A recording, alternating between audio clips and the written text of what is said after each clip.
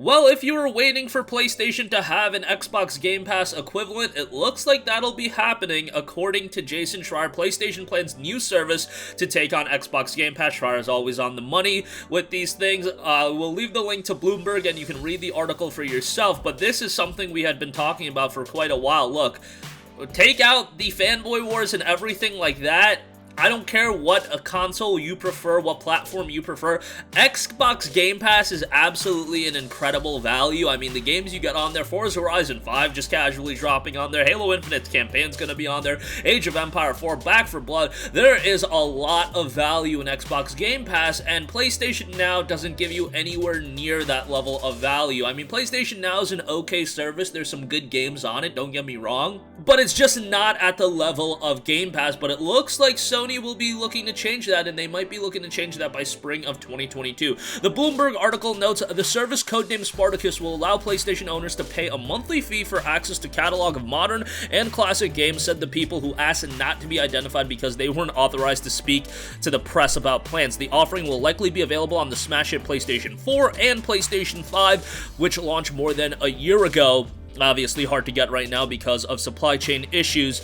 Details on Spartacus may still not be finalized, but documentation reviewed by Bloomberg outlines a service with 3 tiers. The first would include existing PlayStation Plus benefits. The second would offer a large catalog of PlayStation 4 and eventually PlayStation 5 games. The third tier would add extended demos, game streaming, and a library of classic PS1, PS2, PS3, and PSP games. Now, there's a lot to unpack there.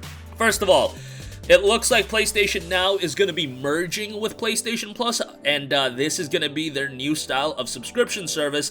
The first tier, just having the PlayStation Plus benefits, okay, I get that, so that'll be online play. I would imagine that you would still get games every month with PlayStation Plus. The second tier is where things look to be spicy, offering a large catalog of PlayStation 4 and eventually PlayStation 5 games. To me, the real deal maker for this would be if you are getting the first party games on launch day. If it's like you gotta wait 90 days to play the first party titles, like people still just gonna be dropping the $60, $70 to play the first party games. At least I think a lot of people would be, and I think it would lose a lot of the luster and appeal for a subscription service. The reason why Game Pass is really starting to go off right now is you're getting legitimate big budget games on day one. Like Forza Horizon 5 is an incredible game, and that just being a part of a subscription service, that's mind-blowing to me. Back 4 Blood, a game where a lot of people didn't want to drop $60 on it day one, but as an Xbox Game Pass title, it became accessible to a lot of people. Age of Empires 4, Halo Infinite's coming up. Next year, you're looking at Stalker 2, maybe the next Fable. And I could go on and on. Of course, Microsoft Flight Sim was also on there.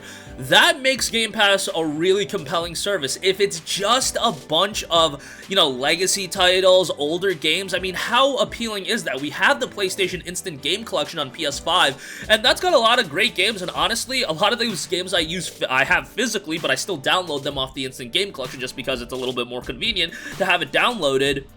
But I just don't know if the appeal would be there if we had a day one first party titles. Obviously, that's a deal maker, and honestly, you could probably charge more than what Xbox Game Pass is. Like, if it was $15 a month, but you were getting Sony's consistently great first-party titles, I think they know that those have a bit more value than Microsoft's first-party offerings right now. I think they could go with $15 a month, and if you were just casually going to get Horizon Forbidden West, God of War, Spider-Man 2, Wolverine when that ultimately comes out, just casually dropping into Game Pass or, Spartacus, that would be really good. The other thing that you do have to unpack a little bit, the third tier adding extended demos, game streaming, and a library of classic games, PS1, PS2, PS3, and PSP games. Now, the fact that you're adding extended demos, that could be third-party demos, but if it's just, extended demos of first-party new releases, again, I don't know how appealing that is if you aren't getting the full game. However,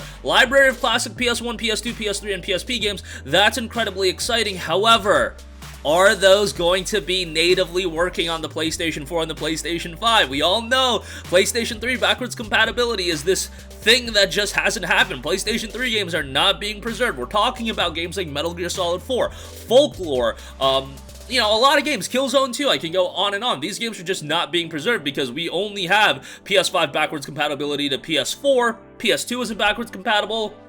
And PS1 is not backwards compatible, which is just a bummer, and PSP as well. There's so many great games. Not too long ago, I did a video looking at the top PSP games I'd like to see on modern platforms, but those games would be amazing if you could download them natively onto the PS5 or PS4 and play them. If it's just game streaming, again, we have the ability to do PlayStation 3 game streaming with PlayStation Now, so there's a lot of things that are going to be interesting to see how they play out. Like Spartacus, obviously, if they do the things that people really want, first-party games on day one, if he can download the PS1, PS2, PS3, and PSP games, that would be huge. If it's just like a rebranding of PlayStation Now combining with PlayStation Plus and, you know, even this tiered system offering a little bit more benefits, I don't know how appealing that would be, but you do have to weigh things like, from Sony's standpoint, is it going to be financially viable for them to give up selling their games for $60 or $70 to now offer them in a subscription service? So there's a lot of things you have to consider.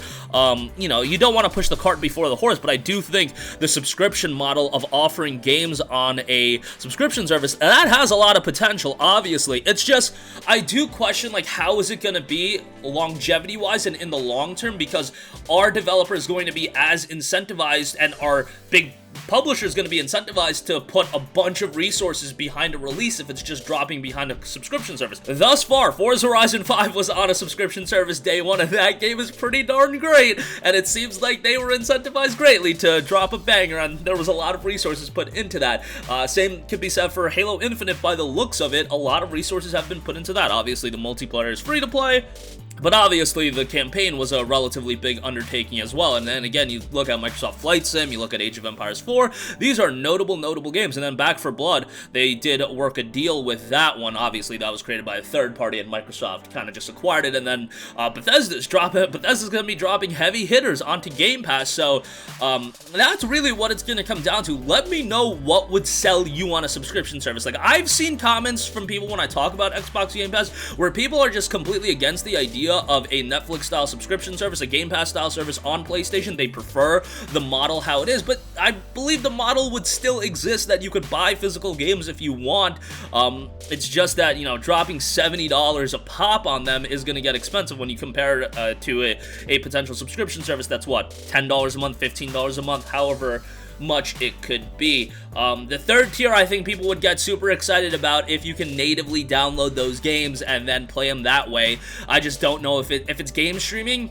For some people, they're going to get excited about that, having that archive of games, and there's going to be a lot of good ones that potentially could be on the service, but, you know, I do think a lot of people would prefer to download them. But definitely let me know your thoughts in the comment section down below. Looks like this might come together sooner rather than later, so yeah, something definitely to be following over the course of the next few months. Again, the Bloomberg article in the description box below. Check it out for yourself. Jason Schreier is always on the money with this kind of stuff, so he does it again, breaking another big piece of news. That's going to do it for me. Let me know all your thoughts. Sound off in the comment section down below. Thank you for watching, and goodbye.